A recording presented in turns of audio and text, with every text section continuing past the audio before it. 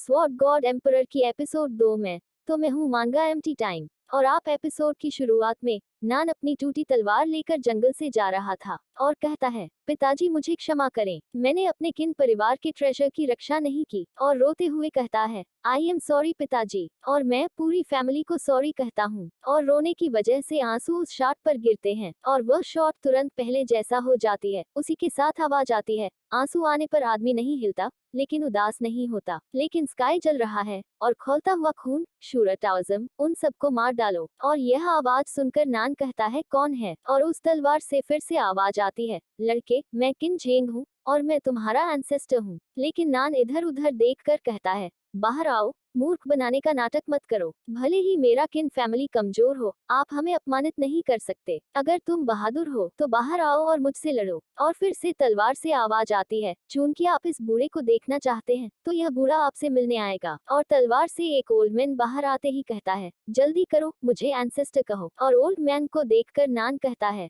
आप वास्तव में हमारे किन फैमिली के एंसेस्टर किन झेंग है। लेकिन नाम पकड़ने की वजह से ओल्ड झेंग गुस्से में टकली मारते हुए कहता है, तुम बेवकूफ लड़के। और नान ग्रीट करके कहता है, किन फैमिली के एक डिसाइपल। नान ने एंसेस्टर से मुलाकात की और सोचता है, ऐसा लगता है कि पूर्वजों की मृत्यु के बाद फेंटियन स्वॉर्ड में सोल का एक ट्रेस छोड़ दिया गया था। एंसेस्टर कहता है, बुरा नहीं लड़के, तुम्हारी हड्डियां बहुत अच्छी हैं, तुम कल्टीवेशन के लिए अच्छे होगे और दिल सख्त है। और सबसे महत्वपूर्ण बात, मैं एक बेरहम महिला से मिला। नान कहता है, दादा, इसका क्या मतलब है? दादाजी कहता है, दाव की कल्टिवेट करने के लिए हेवंस को जलाना और खून को उबालना, पूरी दुनिया में सुअरों और कुत्तों को मारना। और लड़के, क्या आप जानते हैं कि हजारों साल पहले दुनिया पर राज करने के लिए मैं किस पर निर्भर था? और स्वॉर्ड का नाम बर्निंग हेवन है। मैं इस शूरा तलवार कला का केवल एक बार प्रदर्शन करूंगा, इसलिए इसे देखें। और सूरा स्वॉर्ड से अटैक आर्ट फोन करने लगती है। यह देखकर नान कहता है, क्या यह स्वॉर्ड आर्ट हेवन रैंक है? नहीं, यह शायद होली रैंक होगा। अरे नहीं, यह शायद गॉड रैंक होगा। और दादाजी अपना स्वॉर्ड आर्ट खत्म करने के बाद शार्ट को नान के बॉडी के अंदर घुसाते हुए कहता है, लड़का, आपकी पीढ़ी में किन फैमिली का खून लगभग गायब हो गया है और आज पूर्वज आपके लिए पुनर्जन्म लेंगे। इसीलिए हमारा किन परिवार सुप्रीम आसुरा का वंशज है और ब्लड पावर में निहित सुपरनैचुरल पावर आपको इस दुनिया के टॉप तक पहुंचाने के लिए पर्याप्त है। और प्रोसेस खत्म होते ही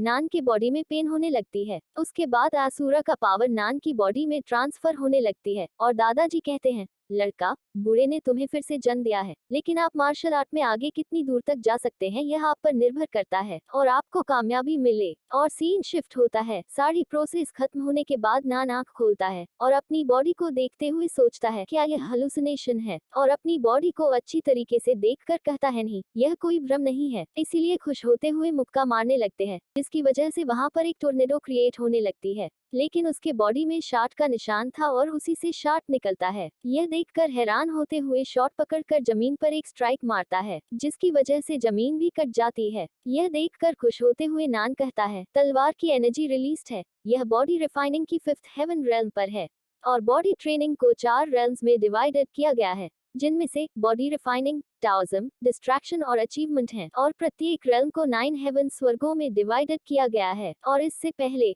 मैं 3 साल की उम्र में मार्शल आर्ट का अभ्यास करता था और 16 साल की उम्र में मैंने बॉडी ट्रेनिंग का 4th लेवल अचीव किया था। और मैं पहले से ही 1000 मील के आसपास का टैलेंटेड पर्सन व्यक्ति हूँ। इसके अलावा मार्शल आर्ट कल्टिवेशन बेस के समान ही इस वर्ल्ड में कल्टिवेशन टेक्निक्स को भी 4 रेल्म्स में डिवाइडेड किया गया है, ordinary rank, mysterious rank, Holi rank, divine rank. और मेरे किन फैमिली का टॉप मार्शल स्किल पहले मॉर्टल रैंक के 5th लेवल पर था और यह Asura sword art gods rank में एंटर कर चुकी है। इसीलिए मेरी 5th heavenly level body refinement cultivation के साथ मेरे पास एक खतरनाक टेरिफाइंग पावर होगी। और युन लानजोंग, लिन परिवार, तुम बस मेरी प्रतीक्षा करो, मैं किन नान निश्चित रूप से तुम सभी को मार डालूंगी। और सोचता है, मेरा टेस्ट का चित्र और चुका है, इसलिए मुझे जल्दी से जल्द फैमिली में लौटना पड़ेगा। लेकिन तभी पास में से एक लड़की का चिल्लाने की आवाज आती है और वह लड़की कहता है, जाने दो। और उसी वजह से उसी तरफ नान देखने लगता है और दूसरी तरफ एक लड़की को 2 लड़के मिलकर छेड़ रहे थे। उनमें से एक लड़का कहता है, क्या आप जानते हैं मैं कौन हूँ? मैं ग्रेट यान सेट का आउटर डिसाइपल हूँ।